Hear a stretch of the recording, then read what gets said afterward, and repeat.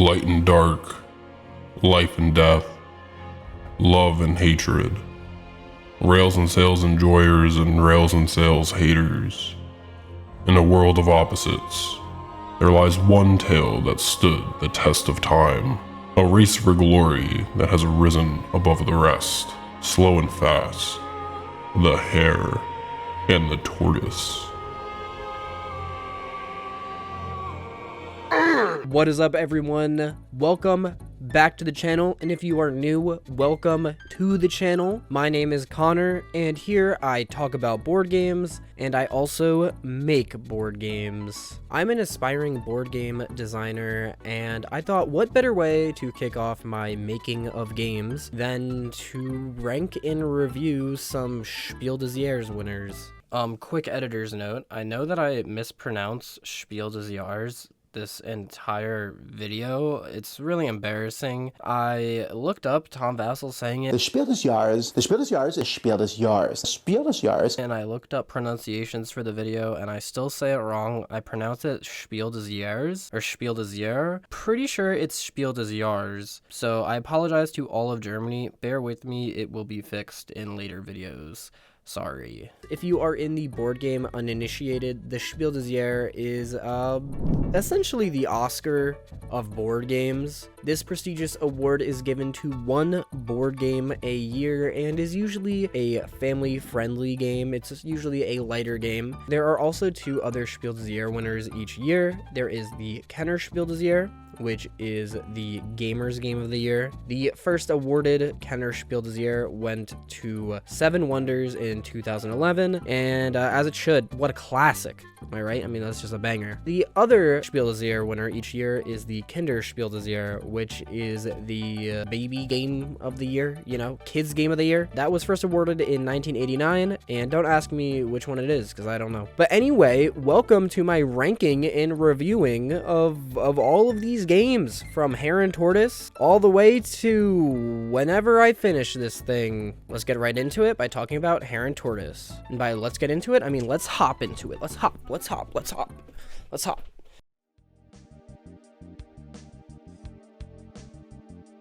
Hare and Tortoise is a 2 to 6 player game released in 1973. The game takes around 20 to 45 minutes to complete, depending on how many players are playing. The game was designed by David Parlett, a game scholar, historian, and translator from South London.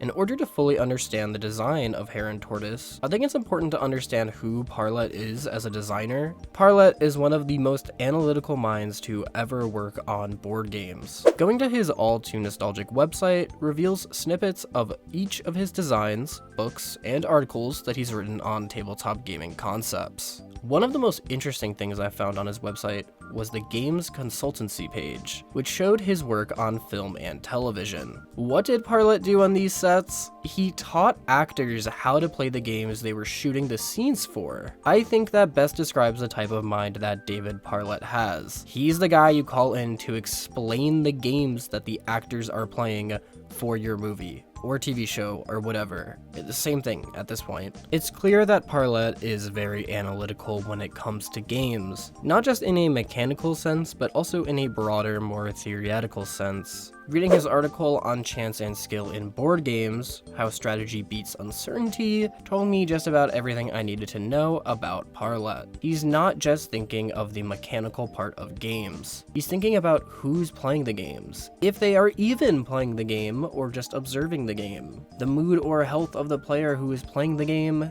and so on. I think it's quite fitting that Parlett won the first ever Spiel des Jahres, because his game, although dealing with a lot of math, forces players to interact in such a way that the game doesn't strictly become a math problem. Differing moods and strategies can change how someone approaches the game. The intuition to adapt to the other players and their playstyles is possibly the most important aspect of the game. Hare and Tortoise was a leap forward for board games at the time, and maybe even more impressively, still holds up well today. A testament to just how much knowledge and mastery David Parlett has over the design of board games.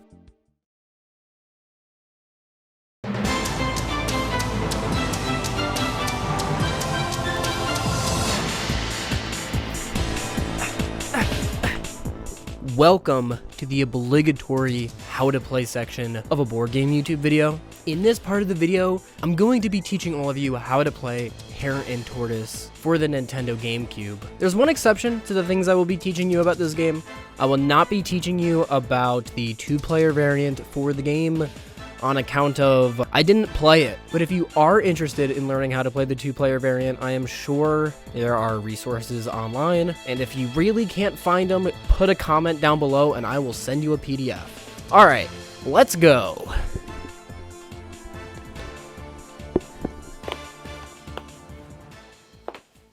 In Hare and Tortoise, each player plays as a hare who is trying to get to the end of the racetrack as quickly as possible. In order to win Hare and Tortoise, you need to be the first player to complete the race to the end of the board. When a player reaches the end of the board, they need to land on the finish space by exact count. There are 2 other conditions that need to be fulfilled in order for a player to actually finish the race, but I will get to those actually right now because I'm about to talk about setup. To set up Hare and Tortoise, you're going to take the board and guess what?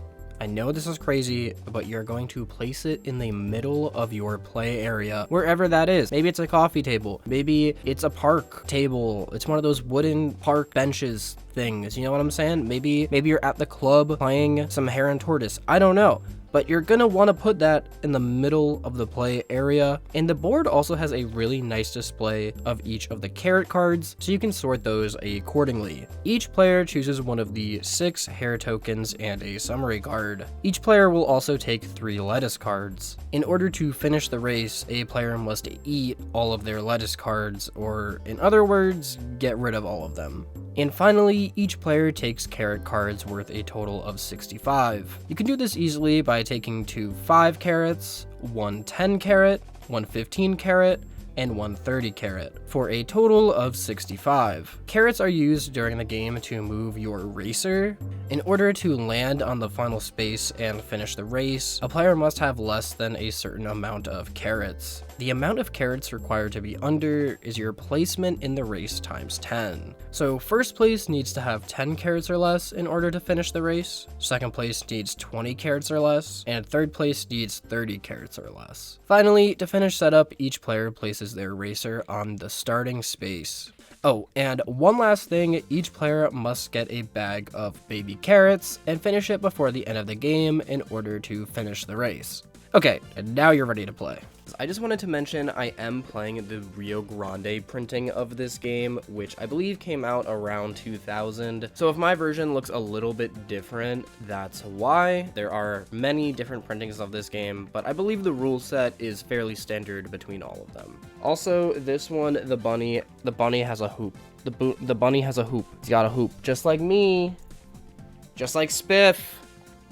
He's got drip. Gameplay in Hare and Tortoise follows a simple turn structure, where one player takes their turn after another in a clockwise fashion. During a player's turn, they can do one of 2 things. They can move forwards, or they can move backwards. In order to move forward, the player will exchange carrots from their supply in order to move a certain amount of spaces. The carrot to space conversion is on the player's summary card. So, for example, in order to move 3 spaces, you need to give up 6 carrots. The more spaces you want to move, the more carrots you will have to get rid of. While moving forward, you cannot land on another player's piece, and you also cannot land on a tortoise space. There are various different spaces a player can land on while moving forward, so I'll break each of them down here. When a player moves onto a carrot space, they do nothing.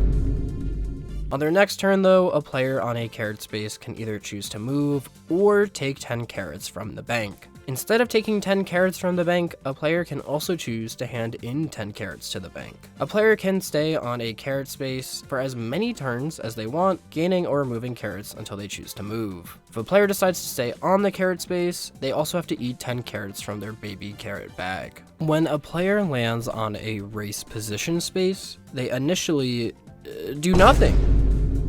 At the start of that player's next turn though, if they are in the position of the race that matches the space they are on, they get 10 carrots times their position in the race. So for example, if a player lands on the 3rd place space, and at the start of their next turn they are in 3rd, that player gains 30 carrots. When a player lands on a hare space, they roll a die to determine the result. The possible outcomes are located on the opposite side of each player's summary card, and the result of the die roll differs depending on what place the player rolling is in. Generally speaking, the further behind a player is in the race, the more consistently positive the effects will be of the die roll. But some effects are universal for all positions in the race. Rolling a 1, for example, will always result in that player losing their next turn. When a player lands on a lettuce space, they turn their hare token face down. On that player's next turn, they turn their token face up and discard one of their lettuce cards. They then take 10 carrots times their position in the race. So first place would get 10 carrots, second place would get 20 carrots, and third place would get 30 carrots, and so on. Now, I've been talking a lot about moving forward on your turn, but what about the other thing you can choose to do on your turn, which is moving backwards? There's only one space you can move to while moving backwards, and that is the tortoise space. When a player chooses to move backwards, they move to the closest tortoise space. If that space is occupied, that player cannot move to that space. A player can, however, move backwards from one tortoise space to another. When a player moves backwards to a tortoise space, they take 10 carrots times the amount of spaces they moved in order to get to the tortoise space. So, for example, if they moved 4 spaces, they would get 40 carrots. Last but not least, if a player is unable to move forward and unable to move backwards, they are shot back to the start of the game. They have to re-up to 65 carrots and start the race over. This is absolutely brutal. So yeah, that's the game. It's pretty straightforward. You're moving forwards or backwards the entire time. It's pretty simple, and the rulebook does a good job of explaining how the game works. So for now, let's get to my breakdown and analysis of Hare and Tortoise. Let's get into it. So we'll start with the back. It says, "Uh-oh, you spent too much time eating lettuce. It could not, and now you can't win the race." That's an allegory for Sisyphus. It's pretty easy to see why Hare and Tortoise won the first ever Spiel Des Jahres, because in many ways it was ahead of its time. It's interesting to read the rulebook now and see what types of things needed to be mentioned to the players. Even though my copy is the Rio Grande Games copy, so I'm not sure. I don't know if this is like the original rulebook. I think things got changed. Regardless of that, it still states that the die is not used for movement, but only to randomly determine the result of a player moving onto a hare space. I find this peculiar, as it's something I doubt you'd have to mention now, but back in the 70s, it might have been a foreign concept. But the thing I appreciate most about Hare and Tortoise is just how it takes a game that should be a math problem and turns it into an interactive, cutthroat experience. The goal of Hare and Tortoise is simple: be the first player to traverse 65 spaces using carrots that convert into movement. Even the carrot conversions have math involved, with the number of spaces being provided being a pretty simple math equation,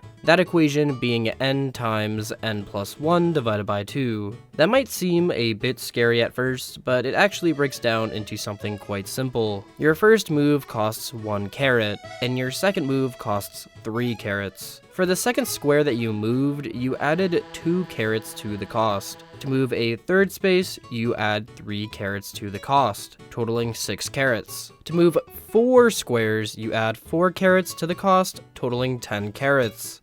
We can plug these numbers in pretty easily to determine how many carrots something will cost. Let's take 4 again, and plug it in for n, giving us 4 times 4 plus 1 divided by 2. We can break this down to be 4 times 5 divided by 2, which is 20 divided by 2, which will give us a total of 10 carrots. The entire point of this tangent is to show that if you played Hare and Tortoise alone, it would be solvable. There would be a most efficient way to get from point A to point B.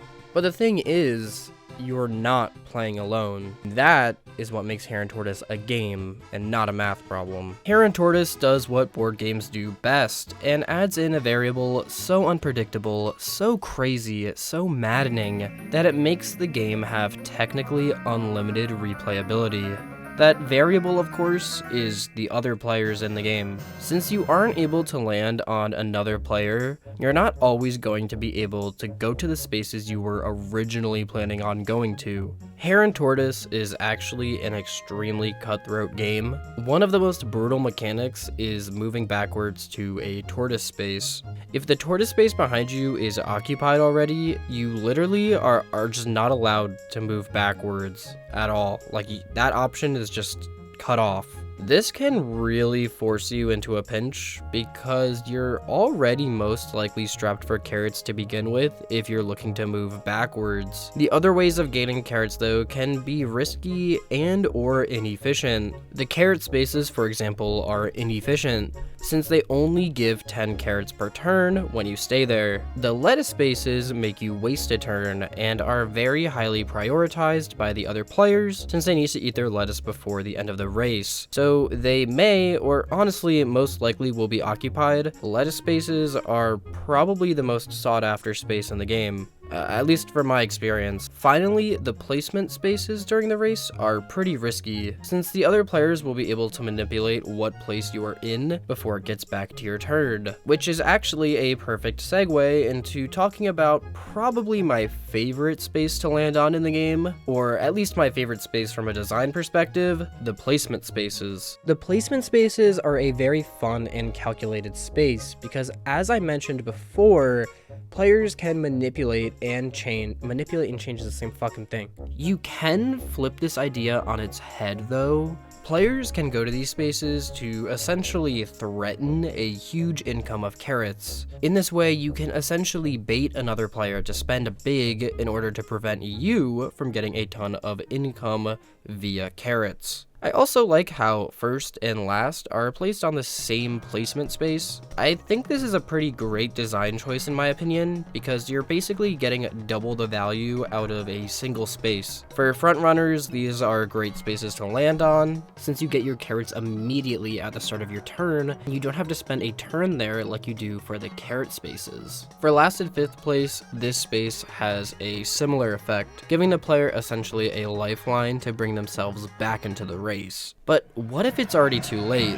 What if someone already won the race? And this personally to me is one of my favorite parts about Hare and Tortoise. Parlett actually found a really clever way to basically use a Eurogame type mechanic in order to keep players interested in the game even after first place has already finished. Since Hare and Tortoise is a race, there isn't just a winner, but there's also a silver and bronze medalist. In fact, there's an entire podium on the game board for places 1 through 5, which is better than most of the track meets I went to as a kid, so that's pretty dope. Anyway, even after the first player finishes, each of the other players can still battle it out to try to get as best of a position in the race as possible. I personally really like this because it keeps players in the game even if they aren't in first. It's a race to the finish, even if you're losing. Any game that makes losing fun is incredibly smart in my opinion. Once a player feels that victory is out of reach, interest will dwindle, but if you can come up with a way to make your actions still count during the game, you can hook players in and keep them from scrolling Reddit between turns. Now, I've been praising Hare and Tortoise a lot, so you might be asking, is Hare and Tortoise a 10 out of 10 complete package? Is this the board game of all time? Which I would respond, yes, you should unsubscribe from every board game YouTube channel. You should get out of that board game subreddit. There's no reason to play any other game anymore, okay? Just get rid of all the rest of them. There's only Hare and Tortoise. That's the only one that should be played. Hare and Tortoise isn't without its issues, but most of them are more of products of the game's time than anything else. My friends and I have been playing a lot of Dark Souls and Metroid Prime recently, and although both are incredible games in their own right, we can't help but feel both of the games age. In Dark Souls, you can only roll in one of 4 analog directions while locked onto an enemy, which seems absolutely barbaric compared to what the Soulsborne games have become. Hare and Tortoise falls into a similar line of thought. The game still holds up, but it's definitely a bit simplistic for today's board game standards. There's only one map, which feels like a somewhat missed opportunity. Other racing games like Downforce have multiple maps to race on, which should keep the game feeling fresh. Even that kind of feels like a nitpick though, because I'm comparing a very good recent game to another very good game, but this game came out half a century ago. Bruh. One thing that is not a nitpick about this game that I just don't really roll with, the pun is gonna be great, just wait for it, is the hair spaces. I don't think the hair spaces are that great, honestly. Conceptually, I think the hair spaces are a great idea. I think adding in some sort of luck or chaos to this very mathy game makes sense. But many of the effects on these things just repeat themselves, which was pretty disappointing to me.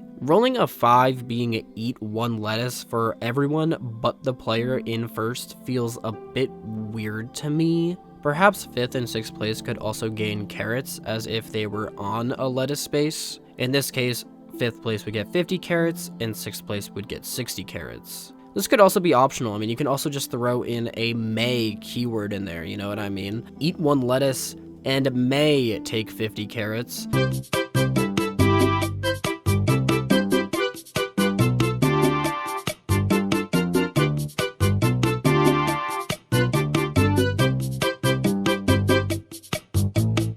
The main complaint I have about the effects of the hair space though is that there aren't different charts to account for how many players are in the game. If you're playing a 3-player game, you will never get to roll a 1 position forward, since you will never be in 4th. Again, I understand this is most likely a product of its time, but I would still argue it's a design flaw. I think the 2-player version of this game actually addresses this. I think each player plays with 2 pieces, so you might actually be able to just do that with 3 pieces. You might not actually want to do that. You might not want to actually have to do a whole game variant to play with just 3 people. I personally think that it should be rebalanced for how many people are in the game. That is a lot to ask for a game that is 50 years old. But the real kicker of these reference cards is that they are just in black and white, and I think that's a bit disappointing. The rest of this game actually has so much character. I love this game board. There's plenty of animals on the side of the track that are cheering on both the tortoise and the hare, which is just incredibly charming. Hell, I'd say that this board has more character than a lot of the game boards I see today, which is why I find it so jarring that the summary cards are so bland. And that's all the praise and criticisms I have for Hare and Tortoise. Editing me,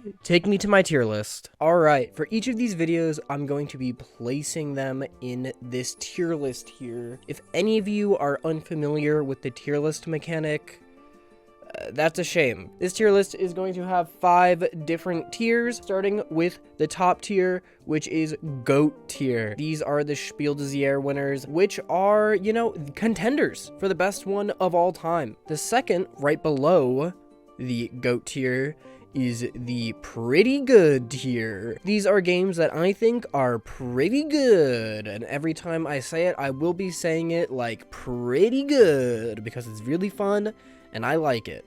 Next up, we have the It Was Fine tier. You wither and die. The cycle cannot be broken. Then we have the Yikes tier, and this tier is, after you finish the game, you say, yikes, that wasn't so good. And then the bottom of the barrel, We have doggy doo-doo dog shit. And I'm hoping that no games end up in this tier because these are supposed to be the best of the best. So I'm hoping none of these make it down there, but I think some of them might, so we'll see. So, where is Hare and Tortoise going to go on this list? Drumroll, please. Hare and Tortoise is going to go in the pretty good tier because I think it's pretty good. Hare and Tortoise is pretty incredible for being the first ever coveted Spiel De Jahres winner. The game is able to do a lot with very little, which to me is one of the signs of a great design. You want as little rules as possible to make the most choices as possible, and I think David Parlett did a great job achieving just that.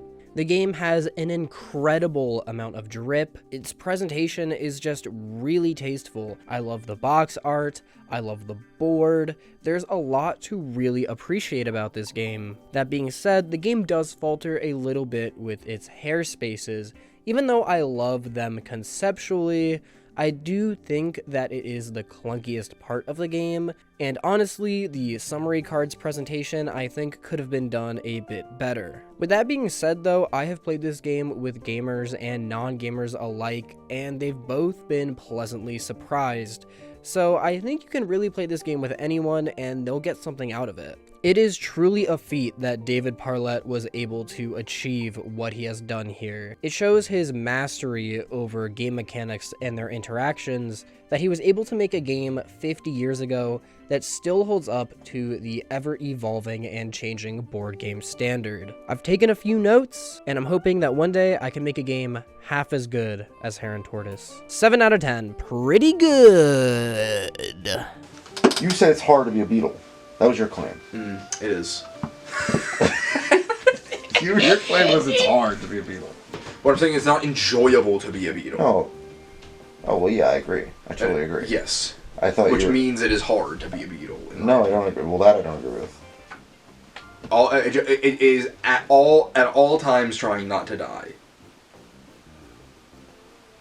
I think you're giving it too much credit. We kind of agree